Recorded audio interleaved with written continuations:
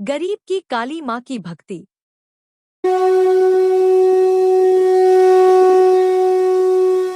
अम्बे तू है जगदम्बे काली, जय दुर्गे खप्पर वाली। अरे भोलू रुक बेटा, ले ये माता रानी का प्रसाद खा के जा। ले हाथ आगे कर।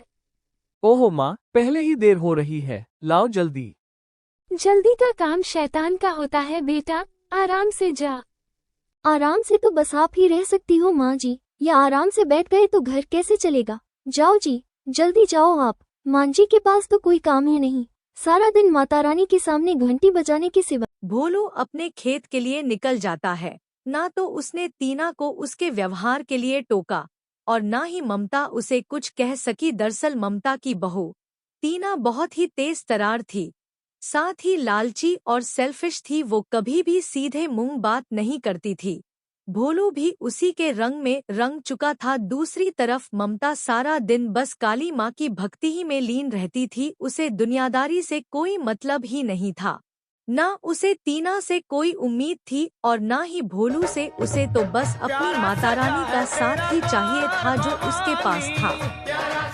माते, ये ममता आपकी परम भक्त है, लेकिन इसकी ये बहू इसे कितना प्रताड़ित करती है। ना तो उसे ठीक से खाने को देती है और ना ही पहनने को। इसका बेटा भी इसकी परवाह नहीं करता। माते, आपको नहीं लगता कि ममता को आपकी मदद की आवश्यकता? बेटा, आवश्यकता तो हर मनुष्य को हर समय होती है, लेकिन उसे पूरा कैसे करना है, ये तो मनुष्य के अपने हाथ में ही होता है। विधि के विधान में सभी का भाग्य लिखित है। थोड़ा धीरज रखो। जैसे ममता के मन में माँ काली बसी हुई थी, ठीक वैसी ही माँ काली भी ममता से बहुत प्यार करती थी। लेकिन फिर भी अभी ममता को बहुत कुछ सहना था। तीना बेटी, कल से नवरात्रि शुरू हो रही है, तो माता रानी की पूजा का सामान चाहिए था और मेरे व्रत भी होंगे तो। माँ जी, देखिए आपको व्रत रखने हैं तो शौक से रखे, लेकिन एक बात साफ साफ सुन लीजिए, आपके लिए फल मेवा और ये पूजा का इतना महंगा सामान लाने के लिए पैसे नहीं हैं हमारे पास। सब कुछ तो आपके सामने ही है। बता नहीं फिर भी आपको कुछ दिखता क्यों नहीं। ले देखे, एक खेती तो है हमारे पास। बड़ी मुश्किल से इस बार चावल की फसल कुछ ठीक ठाक हुई है, वो भी अभी पूरी तरह से तैयार नहीं है। अब आप भी बताएं कि पहले घर के जरूरी खर्च देखे या आपके ये सब नाटक। माँ जी, देखिए आपको व्रत रखने हैं तो शौक से रखे, लेकिन एक बात साफ साफ सुन लीजिए, आपके लिए फल मेवा और ये पूजा का इतना महंगा सामान लाने के लिए पैसे नहीं हैं हमारे पास। सब कुछ तो आपके सामने ही है। बता नहीं फिर भी आपको कुछ दिखता क्यों नहीं। ले देखे, एक खेती तो है हमारे पास। बड़ी मुश्किल से इस बार चावल की फसल कुछ ठीक ठाक हुई है, वो भी अभी पूरी तरह से तैयार नहीं है। अब आप भी बताएं कि पहले घर के जरूरी खर्च देखे या आपके ये सब नाटक। ममता ने बड़ी उम्मीद भरी नजरों से भोलू की तरफ देखा, लेकिन भोला ने भी उसकी उम्मीदों को पल भर में तोड़ दिया।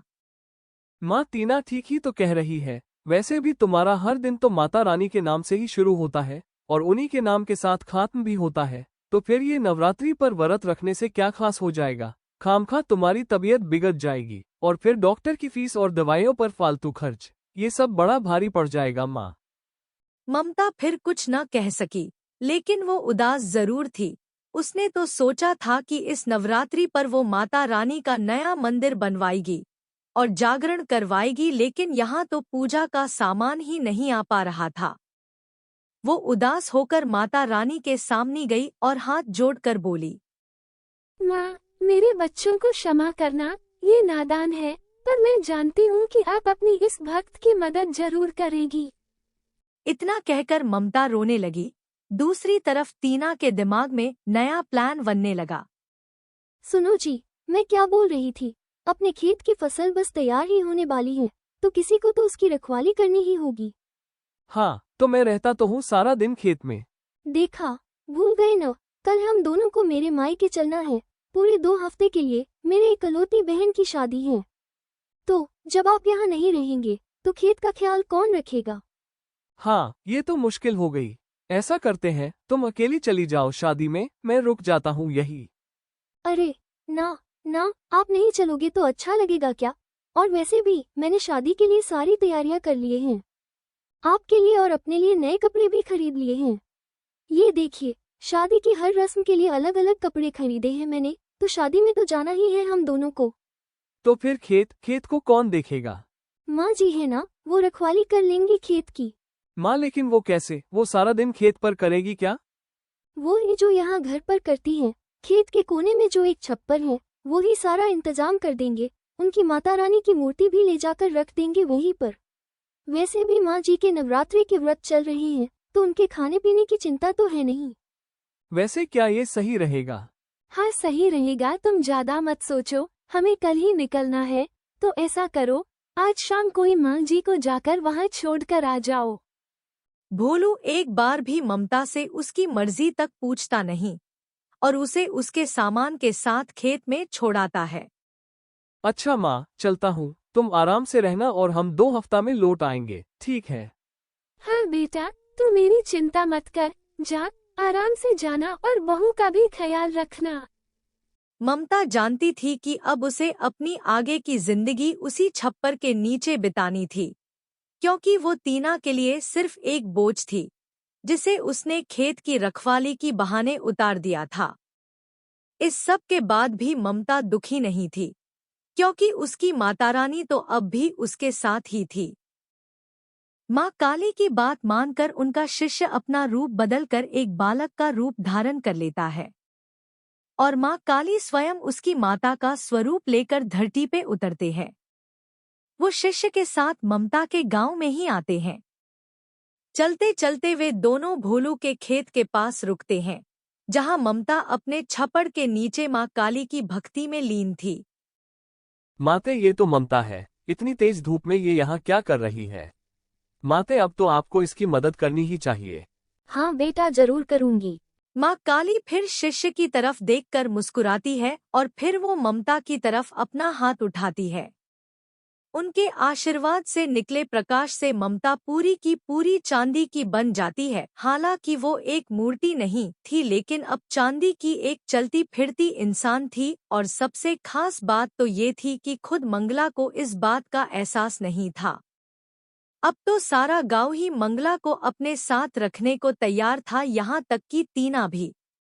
माँ जी चलिए, घर चलिए हमारे साथ। अब आपको यहाँ रहने की कोई जरूरत नहीं, मैं आपकी खूब सेवा। नहीं बहू, तुम्हें परेशान होने की जरूरत नहीं है, अब तो पूरा गांव मुझे रखने को तैयार है। अरे ऐसे कैसे? आप किसी के भी साथ चली जाएंगी? माँ जी, हम आपके सगे हैं, हमसे ज्यादा प्यार आपको कौन करेगा भला? और वैसे भी माँ जी, सबको आपसे बस चांदी चाहिए, आपकी तो यहाँ किसी को नहीं पड़ी। इसलिए मैंने तय किया है कि मैं किसी के साथ नहीं जाऊंगी, अपनी माता रानी के साथ यही रहूंगी हमेशा। नहीं माँ जी, मैंने कहा ना, आप मेरे साथ चलिए, अपने घर चलिए। हम आपके लिए माता रानी का बहुत बड़ा मंदिर बनवा कर देंगे। आप सारा दिन माता रानी की पूजा करना और अब से हर नवरात्रि हम माता रानी के नाम से जागरण भी करवाएंगे। नहीं बहू, अब इस सब की जरूरत नहीं है। इतना कहकर ममता मातारानी के चरणों में अपना सिर रखती है और अगले ही चंद वो अपने प्राण त्याग देती है। ऐसा लग रहा था मानो उसने मातारानी के चरणों में ही मोक्ष को प्राप्त कर लिया था।